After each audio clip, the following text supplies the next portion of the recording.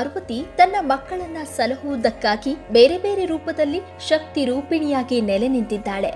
ಅಮ್ಮ ಎಂದು ಭಕ್ತಿಯಿಂದ ಬೇಡಿದ್ರೆ ಸಾಕು, ಭಕ್ತರ ಎಲ್ಲ ಕಷ್ಟಗಳನ್ನ ದೂರ ಮಾಡ್ತಾಳೆ. ಅರಣ್ಯದ ಮಧ್ಯೆ ನೆಲೆ ನಿಂತ ಪಾರ್ವತಿಯ ಪ್ರತಿರೂಪವಾದ ಈ ದೇವಿ. ಬನ್ನಿ ಹಾಗಾದ್ರೆ ಇವತ್ತಿನ ಧರ್ಮ ದೇಗುಲ ದರ್ಶನ ಕಾರ್ಯಕ್ರಮದಲ್ಲಿ ಆ ತಾಯಿಯ ದರ್ಶನವನ್ನ ಪಡೆದು ಕೃತಾರ್ಥರಾಗೋಣ. ಉತ್ತರ ಕನ್ನಡ ಜಿಲ್ಲೆ ಪ್ರಸಿದ್ಧಿಯಾಗಿರೋದು ತನ್ನ ಹಸಿರು ಪರ್ವತ, ಬೋರ್ಗರೆವ ಜಲಪಾತ, ಪ್ರಕೃತಿಯ ವಿಹಂಗಮ ನೋಟ. ಇವಿಷ್ಟೇ ಮಾತ್ರವಲ್ಲ, ಈ ಜಿಲ್ಲೆ ಅನೇಕ ಪುಣ್ಯ ಕ್ಷೇತ್ರಗಳ ತವರೂರು ಕೂಡ ಹೌದು. ಇಂತಹ ನಿಸರ್ಗದ ಮಡಿಲಲ್ಲೇ ತಲೆ ಎತ್ತಿ ನಿಂತಿದ್ದಾಳೆ ಕರಿಕಾನ ದುರ್ಗ ಪರಮೇಶ್ವರಿ.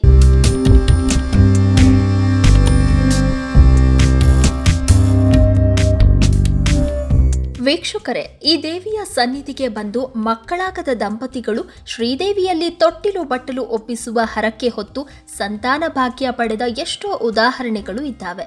ಸಣ್ಣವರಿರುವಾಗ ಹೆಣ್ಣು ಮಕ್ಕಳು ಮೂಗು ಸೋರಿಕೊಂಡಾಗ ತೊಂದರೆಯುಂಟಾದರೆ ಮೂಗುತಿಯ ಹರಕೆ ಹೊರುವವರು ಹಾಗೂ ಮುತ್ತೈದೆ ಭಾಗ್ಯಕ್ಕಾಗಿಯೂ ಇದೇ ರೀತಿಯ ಹರಕೆ ಹೊತ್ತು ದೇವಿಗೆ ಅರ್ಪಿಸುವವರ ಜೊತೆಗೆ ಕುಂಕುಮ, ಬಳೆ, ಸೀರೆ, ಕುಪ್ಪಸಗಳ ಹರಕೆ ಹೊರುವವರಿಗಂತೂ ಲೆಕ್ಕವೇ ಇಲ್ಲ.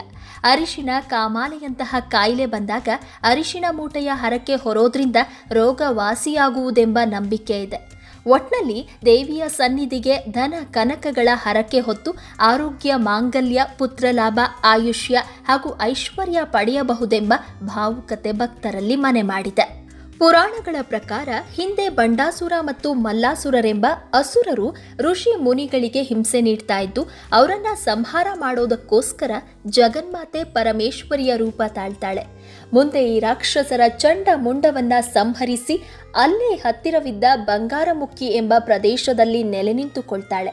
ಆದರೆ ಕೆಲಕಾಲದ ನಂತರ ದೇವಿಗೆ ಅಲ್ಲಿನ ಜಾಗದಲ್ಲಿ ನಿಲ್ಲಲು ಮನಸ್ಸಾಗದೆ ಶಾಂತವಾದ ತಪೋವನವನ್ನ ಹುಡ್ಕೊಂಡು ಹೊರಟು ನಿಂತಾಗ ಕಾಣಿಸಿದ ಪ್ರದೇಶವೇ ಹೊನ್ನಾವರದ ಸಮೀಪದ ನೀಲ್ಕೋಡು ಗ್ರಾಮ.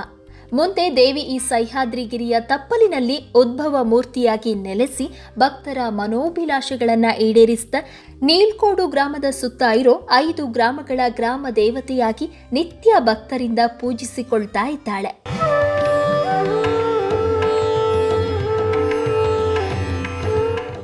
ವರ್ಷಗಳ ಹಿಂದೆ ಈಗಿರುವ ದೇವಸ್ಥಾನವನ್ನ ನಿರ್ಮಿಸಬೇಕು ಅಂತ ಅಲ್ಲಿನ ಜನ ತೀರ್ಮಾನ ಮಾಡಿದಾಗ ಇದ್ದಕ್ಕಿದ್ದ ಹಾಗೆ ಶಿಲೆಗಳಿಂದ ಕೂಡಿದ ಪ್ರದೇಶದಲ್ಲಿ ರಕ್ತ ಚಿಮ್ಮುತ್ತೆ. ಆ ತಾಯಿಗೊಂದು ದೇವಾಲಯವನ್ನ ಕಟ್ಟಬೇಕೆಂದುಕೊಂಡ ಜನ ಈ ರೀತಿ ಕಲ್ಲು ಬಂಡೆಗಳಿಂದ ಹರಿವ ರಕ್ತವನ್ನ ನೋಡಿ ಭಯಭೀತರಾಗಿ ತಪೋಯೋಗಿಗಳಾದ ಸ್ವಾಮಿ ಶ್ರೀಧರರ ಮೊರೆ ಹೋಗ್ತಾರೆ. ಮುಂದೆ ಸ್ವಾಮಿ ಶ್ರೀಧರರು ಬಂದು ಈ ಸ್ಥಳದಲ್ಲಿ ತಪಸ್ಸನ್ನ ಮಾಡಿ ದೇವಿಯನ್ನ ನಾನಾ ಸ್ತೋತ್ರಗಳಿಂದ ಸಂತುಷ್ಟಿಗೊಳಿಸಿದ್ರು. ದೇವಿ ಶ್ರೀಧರರ ಭಕ್ತಿಗೆ ಮೆಚ್ಚಿ ನಾನು ನೆಲೆ ನಿಂತಿರೋ ಈ ಜಾಗದಲ್ಲೇ ದೇವಸ್ಥಾನವನ್ನ ನಿರ್ಮಿಸು, ಇನ್ನು ಮುಂದೆ ಕಲ್ಲಿನಿಂದ ರಕ್ತ ಚಿಮ್ಮೋದಿಲ್ಲ ಎಂಬ ಮಾತುಗಳನ್ನ ಹೇಳಿ ಅಂತರ್ತಳಾಗ್ತಾಳೆ. ನಂತರ ಸ್ವಾಮಿ ಶ್ರೀಧರರು ಈ ಜಾಗದಲ್ಲಿ ದೇವಾಲಯವನ್ನ ನಿರ್ಮಿಸ್ತಾರೆ. ಇವಿಷ್ಟು ಮಾತ್ರವಲ್ಲ, ಶ್ರೀದೇವಿಯ ದೇವಸ್ಥಾನದಿಂದ ಅನತಿ ದೂರದಲ್ಲಿ ದುರ್ಗಮವಾದ ಬೆಟ್ಟದ ನಡುವೆ ಸಾಗಿದ್ರೆ ಅಲ್ಲೊಂದು ದೇವಸ್ಥಾನ ಇದೆ. ಅದು ಮಹೇಶ್ವರನ ಸನ್ನಿಧಿ. ಅದು ಒಂದಡಿಕೆ ಕ್ಷೇತ್ರವೆಂದೇ ಪ್ರಸಿದ್ಧವಾಗಿದೆ. ಇದನ್ನ ವೃಂದಾರಕ ಕ್ಷೇತ್ರ ಎಂದಲೂ ಕರೆಯೋದುಂಟು. ಈ ಕ್ಷೇತ್ರಕ್ಕೆ ಈ ಹೆಸರು ಬರಲು ಬೇರೆಯೇ ಕಾರಣ ಇದೆ. ಅಲ್ಲಿ ಸದಾ ಕಾಲ ಒಂದು ಅಡಿಕೆ ಮರ ಇರೋದು ಬಹು ದಿನಗಳಿಂದ ಅನುಭವಕ್ಕೆ ಬಂದಿರುತ್ತೆ. ಅಲ್ಲಿನ ಒಂದು ಅಡಿಕೆ ಮರ ನಾಶವಾಗೋದ್ರಲ್ಲಿ ಇನ್ನೊಂದು ಮರ ತಯಾರಾಗುವುದೆಂದು ಪ್ರತೀತಿ ಇದೆ. ಅದಕ್ಕಾಗಿ ಈ ಸ್ಥಳವನ್ನ ಒಂದಡಿಕೆ ಎಂದು ಕರೆಯಲಾಗುತ್ತೆ. ಅಲ್ಲದೆ ಅಲ್ಲಿನ ಶಿವ ದೇವಾಲಯವು ಒಂದಡಿಕೆ ಶಂಭುಲಿಂಗ ಎಂದೇ ಪ್ರಸಿದ್ಧಿಯಾಗಿದೆ.